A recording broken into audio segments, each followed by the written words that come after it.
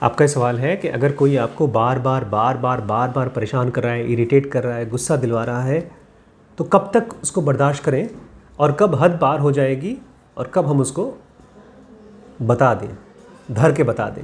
गांधी जी और Jesus Christ आपको help नहीं कर पाएंगे। पता है नहीं, दोनों ने कहा है इसके बारे में, इसी चीज़ के बारे में। गांधी जी ने कहा है अगर कोई आपको एक गाल पे मारे तो उसको आप दूसरा गाल। और जीसस क्राइस्ट बोलते हैं जब उनको लोगों ने सूली पे चढ़ा दिया तब वो कहते हैं कि हे ईश्वर, इन लोगों को माफ़ कर दो, इन बेचारों को पता नहीं क्या कर रहे हैं। तो उतना तो आप नहीं कर पाएंगे, नहीं कर पाएंगे ना। जो आप में आपको गुस्सा दिला रहा है, आप उसको ये तो नहीं कह पाएंगे लो भैया गाल पे मार लो, और एक गाल पे मारेगा तो कह दो दूसरे गाल पे मार लो, ऐसा तो नहीं कर पाएंगे। और जीसस क्राइस्ट तो और 4 कदम आगे निकले, वो तो गाल में मरवा लिए, अपना हाथ में पता है ना खीला लगवाए थे, खीला ठुका था, पैर में खीला ठुका था, तब वो अपना माफ़ किए पड़े हैं। तो कम से इनसे तो आपको बहुत मदद मिल नहीं पाएगी। अब सवाल ये उठता है कि मुझे लगता है आपके लिए वो इम्पोर्टेंट जो बार बार गुस्सा दिला रहा है बहुत अपना नहीं है।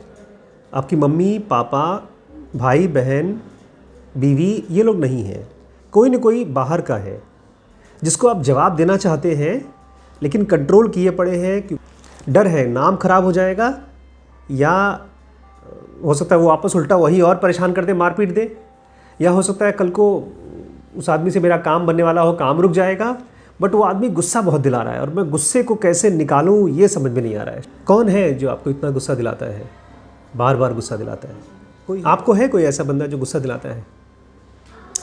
एक डॉक्टर साहब है मेरे जान पहचान में, 10 साल पहले उनके साथ मैंने भगवान की कृपा से केवल 1 महीने के लिए काम किया था। तो मैंने उनसे ये सवाल पूछा था, डॉक्टर साहब कोई ऐसा इंसान है जिसको आप मारना चाहें, घूंसा मारना चाहें? तो बोलते हैं घूंसा की बात क्या है, हम तो गोली मारना चाहते हैं। मैंने कहा कौन? उन्होंने गिनना शुरू कर दिया, 12 लोगों का नाम गिनाया उन्होंने, और उन 12 में तो 2 उनकी पुरानी गर्लफ्रेंड थी। मैंने पूछा मतलब? तो गर्लफ्रेंड थी, उनको भी मारना चाहते? बोलते डॉक्टर साहब मारना नहीं चाहता हूँ, मार के आया हूँ। मैंने कहा मतलब? बोलते मारा नहीं था, जब ब्रेकअप कर लिया उसने तो हमने उसको बिल बना के दिया कि तुम्हारे ऊपर 15,250 रुपये खर्चा किया है, इसमें से आधा तुम्हारे ऊपर खर्चा हुआ है, आधा मेरे ऊपर, तो आधा मुझे पैसा वापस करो। पैसा लगाया था, अगर तुम नहीं मेरे साथ रहोगी तो पैसा वापस करो। नहीं दे रही थी तो हमने बोल दिया था, समझ लो कहीं का नहीं छोड़ेंगे। मैंने भैया सोचा ये राम, इस आदमी के साथ मुझे काम करना पड़ रहा है। मैंने कहा ठीक है डॉक्टर साहब, ठीक, उससे हमने कुछ बोला नहीं, लेकिन मैंने अपने बारे में भगवान को धन्यवाद किया कि मेरे ऐसे कोई दुश्मन नहीं है। दुश्मन पालना दिमाग के लिए बहुत हानिकारक है। यहाँ पर भी सेंटर पे अगर कोई बंदा ऐसा मिल जाता है जिसके साथ मेरा इक्वेशन नहीं जमता, मैं चाहता हूँ या तो वो मुझे छोड़ के चला जाए या तो मैं उसको किसी तरह से राम राम कर दूँ। अगर कोई आदमी आपको बार बार परेशान कर रहा है और आपके अपने घर का है तो उसको ध्यान से सुनिए, वो क्या बोल रहा है, उसकी परेशानी क्या है। अगर हम खाली ये कहते हैं कि कोई हमको बहुत परेशान कर रहा है, तब तो ऐसा हो गया जैसे कि आपने अपनी तिजोरी की चाबी बंद करके उसको दे दी और आप वापस आते हैं और देखते हैं अरे तिजोरी में सारा पैसा गाली। फिर से आप पैसा लेकर आए, तिजोरी में रखा, ताला बंद कर दिया और अपने उस आदमी को चाबी दे दी, और वो आदमी फिर से ताला चाबी खोल करके पैसा लेकर भाग गया। तिजोरी मतलब आपका मन और गुस्सा मतलब आपका पैसा। तो अगर कोई और आपके गुस्से को बार बार करवा रहा है तो उसको पहचानिए और उससे अपनी तिजोरी की चाबी छीन लीजिए। क्या मतलब है तिजोरी की चाबी छीन लीजिए? उस आदमी को देख करके अपने आप को कहिए कि ये आदमी मेरे लिए इतना इम्पोर्टेंट नहीं है। अगर वो बाहर का आदमी है तो मान लीजिए वो आदमी इम्पोर्टेंट है, वो किसी बैंक का मैनेजर है, कहीं देश का प्रधानमंत्री है, या कोई ऐसा आदमी है जो नहीं, आप उसको छोड़ नहीं सकते, उससे काम निकलने वाला है, तो एक गिलास पानी लीजिए और अपने आप को बोलिए ये खून है, मैं खून की घूंट पीता हूँ और क्या करूँगा, बेइज्जती जेल करके काम करूँगा, क्या कर सकता हूँ। एक्सेप्ट कर लीजिए, जैसे नौकरी एक्सेप्ट की है, आते हैं रोज़ सुबह शाम, मन ना हो, उठने का मन ना हो तब भी आना पड़ता है, उसी 2-4-5 हज़ार के लिए करना पड़ता है।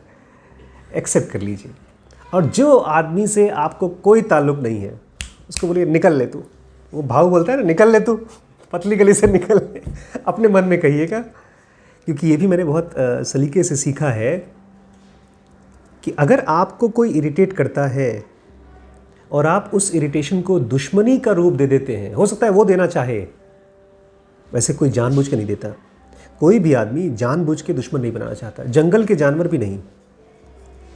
वो भी दुश्मन इसलिए बनाते हैं क्योंकि इनको भूख लगती है, अदरवाइज़ वो ठीक है सब। अगर आप किसी को भी इरिटेशन को दुश्मनी बना देते हैं तो वो एक अजीबो गरीब टाइप का केमिकल रिएक्शन है जो बार बार होता रहता है। जैसे कहीं दर्द हो और ऐसे ऐसे दर्द होती रहती है ना, बहुत बार पैरों में चोट लगी है, फ्रैक्चर लगा है, तो सर में दर्द हो रहा है, तो रुक करके फिर दर्द होता है, फिर रुक करके फिर दर्द होता है। ऐसे ही दुश्मनी बॉडी में केमिकल रिएक्शन पैदा करती। तो अगर कोई आदमी आपको इरिटेट करता है, जैसे अभी रिसेंटली एक लड़का था जो मुझे बहुत इरिटेट करता था, उसको मैंने बहुत प्यार से कहा, बेटा मैं आपको नहीं सिखा पा रहा हूँ, इसलिए मैं आपसे हाथ जोड़ के विनती करता हूँ, आप कहीं और देख लो, कुछ काम देख लो। इसमें मेरी उसकी कोई दुश्मनी नहीं है, मैं इस लायक नहीं हूँ कि मैं उसका बॉस बन सकूँ। तो जब कोई आपको इरिटेट करे तो आप यही कह दो, भैया मैं उस आदमी के लायक नहीं। तो अगर कोई आदमी आपको इरिटेट करता हो, आपके घर का हो, आपकी वाइफ मम्मी वगैरह हो, तो उनको ध्यान से सुनिए। वो इरिटेट नहीं कर रही हैं, वो आपको अपनी मन की व्यथा बता रही हैं, कोई प्रॉब्लम बता रही हैं। अगर उसको नहीं सुनेंगे, अपनी वाइफ को ध्यान से नहीं सुनेंगे तो डिवोर्स हो जाएगा, या हो सकता है सुसाइड कर ले वो। ध्यान से सुनिए क्या बोलना चाहती है। जैसे अभी हम लोग बात करें, में याद है कल मैंने बताया था कि क्वेश्चन पूछिए, ओपन एंडेड क्वेश्चन पूछिए, हुआ क्या, हुआ क्या। और दूसरी चीज़ वही कि अगर वो मजबूरी में आपको उस आदमी से इरिटेशन झेलना पड़ रहा है तो बोल दीजिए ठीक है, झेल लेंगे क्योंकि काम निकल रहा है। जब तक काम निकल रहा है तब तक झेल लेंगे, उसके बाद छोड़ देंगे। और अगर कोई आदमी बिल्कुल ही आपका कोई ताल्लुक ही नहीं उसको, तो बोल दो भैया जाओ, मैं आपके लायक नहीं। 3 चीज़ें कर सकते हैं। वीडियो काम का लगा ना, लाल वाले बटन पे सब्सक्राइब कर लीजिए भाई साहब, और शेयर कर दीजिएगा। और कोर्सेज़ की जानकारी के लिए यहाँ व्हाट्सएप, इंस्टाग्राम पे भी हम लोग हैं, उस पर फॉलो कर लीजिए। थैंक यू दोस्तों। ज़ेनोगा बेसिक और एडवांस कोर्स इस समय स्पिरिचुअलिटी का ऑनलाइन का सबसे पावरफुल कोर्स है।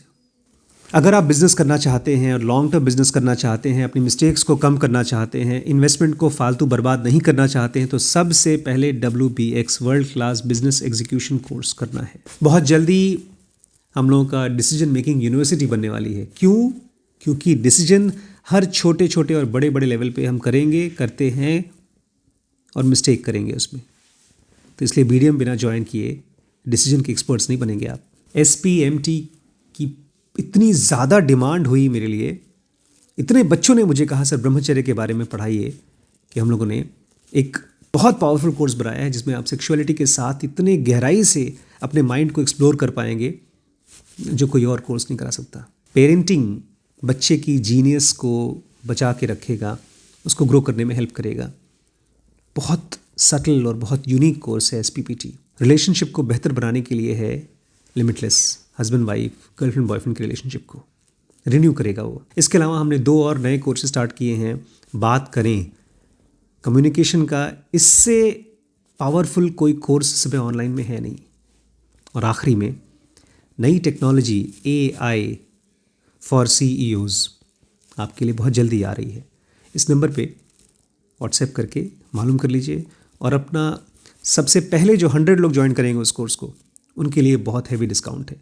और सारे कोर्सेज ज्वाइन करना है तो ऑब्वियसली वो ये नंबर है, इस पता चल जाएगा। ठीक है, नमस्कार।